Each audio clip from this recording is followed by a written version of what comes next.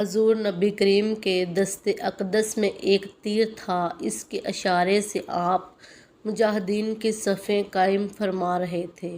مہاجرین کا عالم حضرت مصعب بن عمیر کو خزرج کے علم بردار حباب بن منذر اور اوس کے علم بردار سعد بن معاذ مقرر فرمائے۔ چنانچہ لشکر اسلام کی صف آرائی ہوئی اور مشرکین مکہ بھی مقابل میں صفیں باندھے کھڑے تھے۔ حضور سید عالم نے میدان بدر میں اپنے جان نثار سپاہیوں کو دیکھا اور ان کی قلیل تعداد کو اور بے سروسامانی کو دیکھا تو بارگاہ خداوندی میں یوں التجا کی: اے اللہ، تو نے مجھ سے جو وعدہ فرمایا ہے وہ پورا فرما۔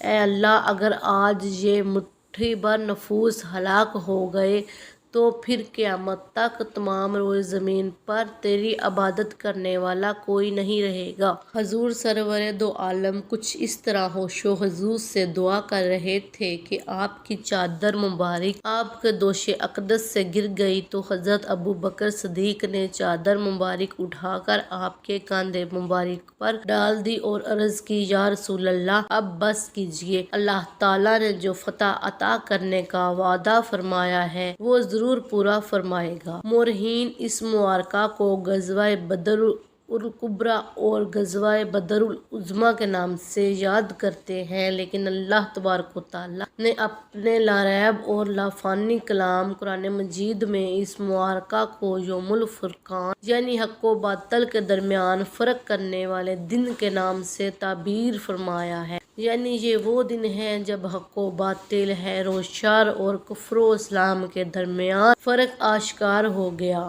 اور اقوام عالم کو بھی پتہ چل گیا کہ حق کا علم بردار کون ہے اور باطل کا نقیب کون ہے۔ چنانچہ قرآن مجید میں ارشاد باری تعالیٰ ہے: اگر تم اللہ پر ایمان رکھتے ہو اور اس پر جو ہم نے اپنے محبوب پر نازل فرمائی، جس دن دو لشکر مقابل ہوئے اور اللہ ہر چیز پر قادر ہے۔ دستور عرب کے مطابق جب جنگ کی ابتدا ہوئی تو مشرکین میں سے عتبہ بن ربیعہ اپنے بھائی شیبہ بن ربیعہ اور اپنے بیٹے ولید بن عتبہ کے ساتھ میدان کارزار میں نکلا۔ مبارزت طلب کرنے لگا تو لشکر اسلام میں سے حضرت عمیر، حمزہ، حضرت علی مرتضیٰ اور حضرت عبیدہ رضی اللہ تعالیٰ عنہ عتبہ، ولید اور شیبہ کے مقابل ہوئے اور یوں دست بدست جنگ شروع تو حضرت امیر حمزہ نے عتبہ بن ربیعہ کو واصل جہنم کر دیا، جبکہ حضرت علی حیدر کرار نے ولید بن عتبہ کو جہنم رسید کی۔ حضرت عبیدہ شیبہ کے ہاتھوں زخمی ہو گئے۔ یہ دیکھ شیر خدا حضرت علی مرتضیٰ آگے بڑھے اور اپنی ضرب حیدری سے ایک ہی وار سے شیبہ بن ربیعہ کو بھی جہنم رسید کر دی۔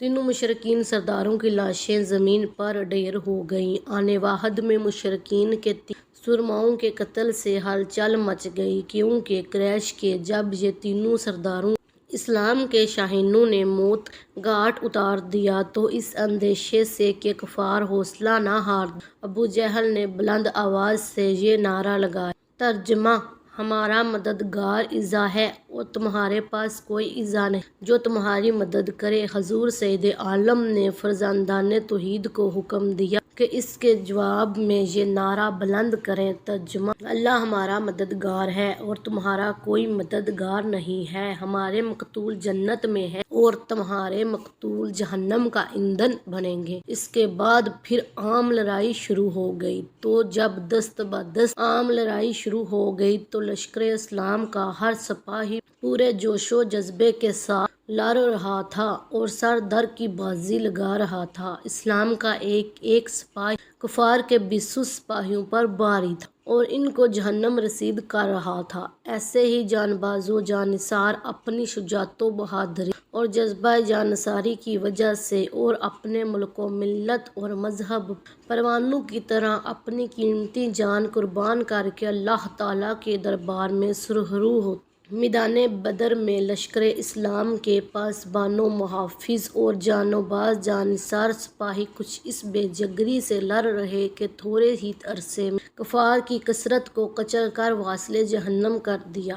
حضور نبی کریم کی مستجاب دعاؤں کے صدقے خدائے رب ذوالجلال کی تائید و نصرت کی بے دولت کفار کو ایسی شکست فاش ہوئی کہ جس کی مثال تاریخ عالم پیش کرنے سے قاصر۔ کفار کے تقریباً 70 آدمی قتل ہوئے اور 70 افراد کو قیدی بنا دیا گیا، اور کفار کے وہ سردار جو شجاعت و بہادری میں بے مثال سمجھے جاتے اور جن پر کفار مکہ کو بڑا ناز تھا، وہ سب کے سب مسلمان مجاہدوں کے ہاتھ مقتول ہو کر دوزخ کا ایندھن بن گئے، اور جو کافر زندہ رہ گئے وہ میدان چھوڑ کر ایسے بھاگے کہ پیچھے مڑ کر بھی نہیں دیکھا اور سیدھا مکہ میں اپنے گھروں میں جا کر دم لیا۔ لشکر اسلام میں سے صرف 14 جوش نصیب و سرفروش مجاہدوں نے شہادت کا عظیم منصب حاصل کیا اور جنت الفردوس میں داخل ہو گئے، جن میں سے 6 مہاجرین اور 8 انصار تھے۔ غزوہ بدر وہ فیصلہ کن اور تاریخ ساز جنگ تھی جس میں امت اسلامیہ کی تقدیر اور دعوت حق کے مستقبل کا فیصلہ ہوا۔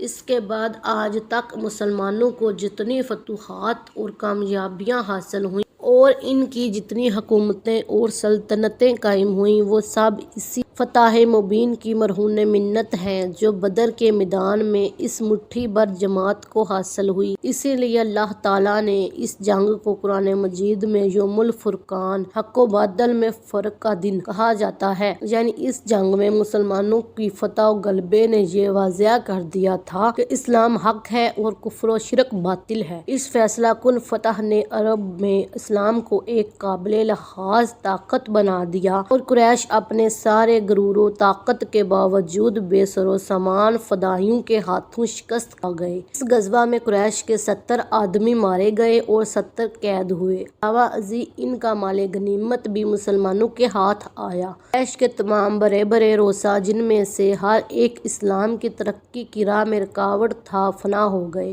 قریش کو پہلے صرف عمرو بن حضرمی کا رونا تھا، لیکن اب غزوہ بدر کے بعد ہر گھر ماتم کدا بن گیا۔ مقتولین بدر کے انتقام کے لیے مکہ کا بچہ بچہ تیار ہو گیا۔ بچہ سویق کا واقعہ اور احد کا معرکہ اسی جوش کا مظہر ہے۔ غزوہ بدر کی ایک امتیازی خصوصیت و اہمیت یہ بھی ہے کہ اللہ تعالیٰ نے قرآن مجید میں اس کا تفصیل ذکر کیا ہے۔ سورۃ الانفال اسی موقع پر نازل ہوئی، جس میں اللہ تعالیٰ نے اپنے احسانات بتائے اور مال غنیمت و خمس کی تقسیم سے متعلق احکامات نازل فرمائے۔ عبداللہ بن ابی بن سلول اور اس کے ساتھی جو کہ اب تک اعلانیہ کافر تھے، جب انہوں نے یہ دیکھا اسلام غالب آ گیا ہے تو وہ بظاہر مسلمان ہو گئے، لیکن وہ منافق تھے۔ مسلمانوں کی فتح نے ان کی حسد کی آگ کو اور بھڑکا دیا۔ اکثر قبائل عرب بھی مسلمانوں کی طاقت و قوت کا لوہا ماننے لگے اور مسلمانوں سے خائف رہنے لگے۔ مجموعی طور پر قریش کی طاقت کو بے حد ٹھیس پہنچی۔ عتبہ بن ربیعہ اور ابو جہل کی موت سے قریش کی طاقت کا معیار گھٹ گیا، جس کے بعد پھر قریش کی قیادت کا تاج ابو سفیان کے سر پر رکھا گیا۔ قریش کمزور ہو جانے کے باوجود مسلمانوں پر بار بار حملے کرتے رہے۔ انہی نتائج کی بنا پر بدر کو غزوات کی پوری تاریخ میں ایک اہم مقام حاصل ہے۔ بدر کی جنگ کا ایک فوری نتیجہ غزوہ سویق کی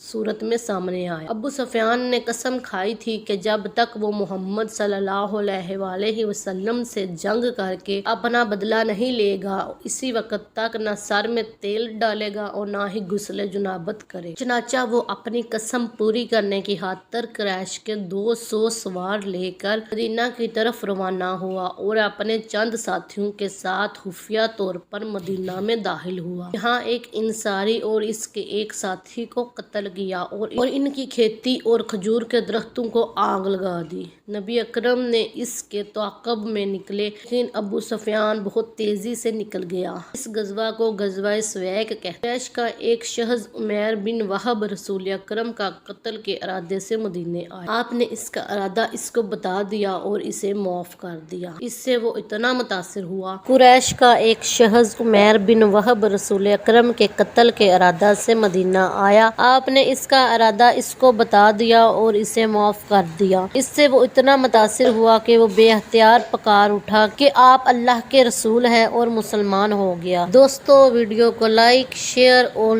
چینل کو سبسکرائب لازمی کر دینا۔